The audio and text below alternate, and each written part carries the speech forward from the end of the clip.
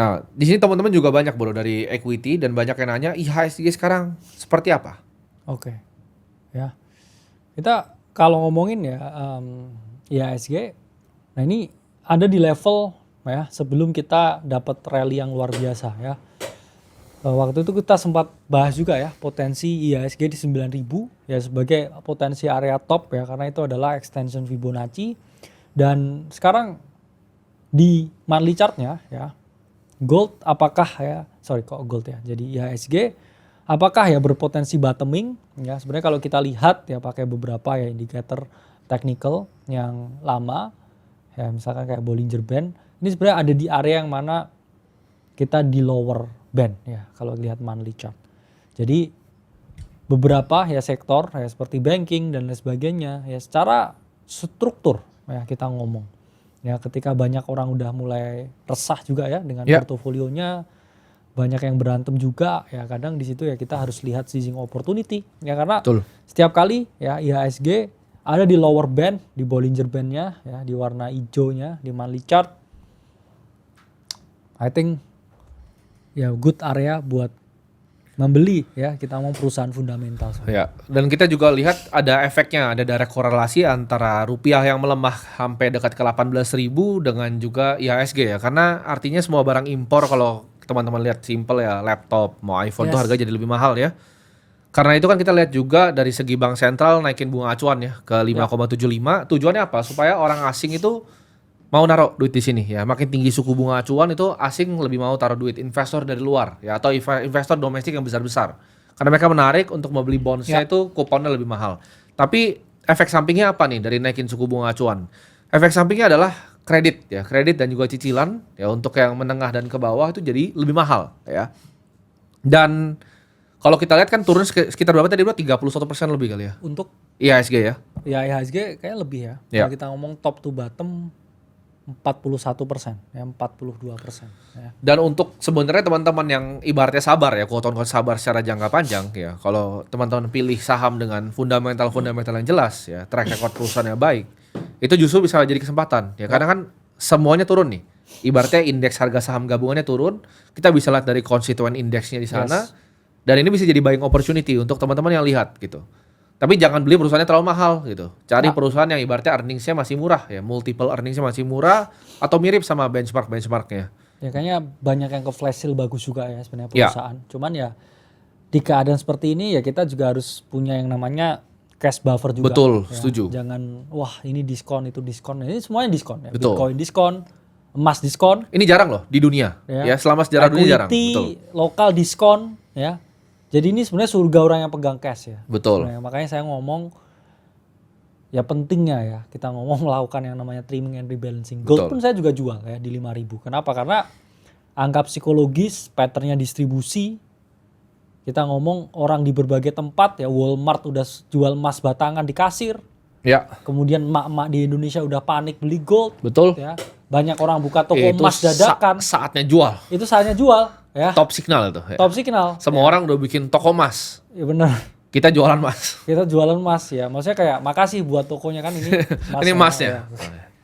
Mungkin tokonya ini emasnya. Ya karena ya kita harus paham ya namanya suatu event ya market apapun. Tapi uniknya itu mulai nggak di Indonesia loh. Kalau lu perhatikan itu mulainya di Vietnam kan sebenarnya. Vietnam, Filipina itu udah mulai diserbu dulu toko emas tuh.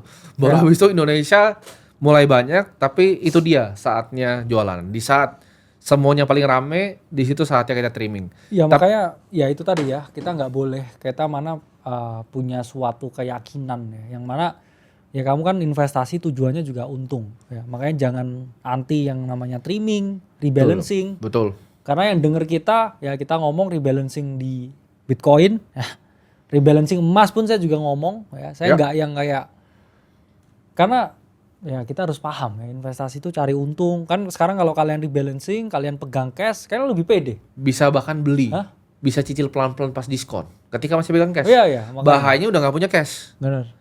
Nah karena itu pun kalau kalian lihat investor terbaik di dunia Berkshire cashnya 30% bro dan ini highest dari history dia gede, ya. Dia pasti tahu sesuatu yang ibaratnya kita orang biasa ini nggak paham gitu ya. Jadi kalau kita lihat treasury yang dipegang sama Berkshire Hathaway 30% gitu dari aset value. 400 billion loh ya, T-billsnya. Ya. tebel gitu. Itu tuh kayak negara loh, 400 billion Iya. tuh kayak beli treasury negara. Dan ini pun pelajaran yang kita belajar juga ya, di mana posisi cash itu jadi hal penting karena di saat aset diskon, cash is king. Ya. Oke. Jadi jangan kalian cuma mikirnya untuk cari yield ya, tapi punya posisi sebagai defense itu juga penting ya. Jadi ibarat ada defense, ada offense, lo harus bisa ngebarbel gitu loh. Mana posisi serang, mana posisi bertahannya gitu. Jangan nyerang terus gitu Jangan kan. nyerang terus, Lupa kalah. bertahan terus kebobolan gitu kan. Kebobolan itu kalah nanti ya. Jadi ini ada yang nanya, mending simpan Bitcoin di cold wallet atau simpan dalam bentuk ETF Bitcoin saja? Kalau pertanyaan masih begitu, Ya, harusnya kamu nggak bisa, diversifikasi lah ya. kamu nggak bisa akses ETF tuh. Kalau pertanyaan masih bisa Ya begitu. sebenarnya cuman ya diversifikasi Iya, penting lah. betul. Ya. Kadang juga nyimpen di checks itu juga nggak sepenuhnya jelek. Ya, Karena yang paling oke ya sebenarnya nyimpen di checks juga ya, ETF juga. ya. Terus Sebenarnya itu habis paling itu oke, diversify semua, betul. simpan sendiri juga ya. Betul. Itu yang paling diversifikasi. Simpan sendiri pun walletnya juga banyak. Checksnya Betul. juga pakainya banyak karena Betul. ya itu tadi ya kita kadang juga nggak tahu ya situation dan juga event-event tertentu yang mana Yes. ya lebih baik waspada ya. Karena membagi aset itu tidak pernah tidak bijak, ya kan? Jadi kita selalu harus bisa memposisikan diri untuk gimana sih caranya kita bisa punya aset nih, portofolio bagus. Jadi gini, kalau kalian dalam berinvestasi masih merasa kok turunnya dalam banget, berarti portofolio allocation salah, Ya. gitu. Makanya kita selalu saranin kan, ketika kalian bahkan mau mulai di kripto, coba beli Bitcoin, coba beli 500.000 dulu. Rasain itu, kalau turun tuh gimana, kalau untung gimana. Benar. Jangan turun 50% kalian teriak. Emang nature asetnya, kalau kalian hitung dalam volatilitas bro, ini kan teori Iya, modern sebenarnya portfolio Markowitz. Nature apanya kan IHSG juga 40% Betul. gitu kan. Gold 30% loh. In general, Iya. kalian mau investasi, nggak usah itulah, bisnis lah private, Iya. bisa nol gitu. Iya. Kalian investasi bisnis temen lu, bisa nol gitu. Ya, makanya kalau orang merasa kita ngomong rugi ya dalam Iya. investasi, sizingnya salah. Betul, jadi kalian melakukan sesuatu yang di luar dari kemampuan kalian. Iya. Jadi gini, apakah gua dan bro kakak ini ada mengalami minus asetnya? Pasti ada salah satu Pasti, aset minus. ya. Kan gold kan juga sama, nggak bisa Gold jual turun, semua, Bitcoin, juga nggak bisa semua. IHSG itu Iya. turun. Pasti kita mengalami koreksi, tapi apakah itu mengganggu keseharian hidup kita? Jawabannya tidak. Kalau sampai penurunan itu mengganggu keseharian hidup Sampai kalian, ngamuk begitu ya. nah, itu berarti ada sesuatu yang salah dengan alokasi portofolionya, gitu. Iya, iya. Yang ngajarin siapa tuh untuk bisa alokasi seperti itu? Ya mungkin diajarin setan. Bisa jadi diajarin setan gitu. Jadi kalian harus punya kebijaksanaan gitu untuk tahu, oke alokasi itu seperti ini gitu. Ketika mau beli aset yang berisiko, asetnya seperti ini. Karena kalau kalian ngomong resiko, saham juga banyak yang turun 50%, Bro. Ya. 80% di IHSG juga banyak yang turun. Iya, IHSG ya. Maksudnya kita Karena IHSG sendiri 30% plus. IHSG-nya 42%. Betul. Ya kan IHSG 42%. Itu yang low capnya ya udah 80%, betul, hilang.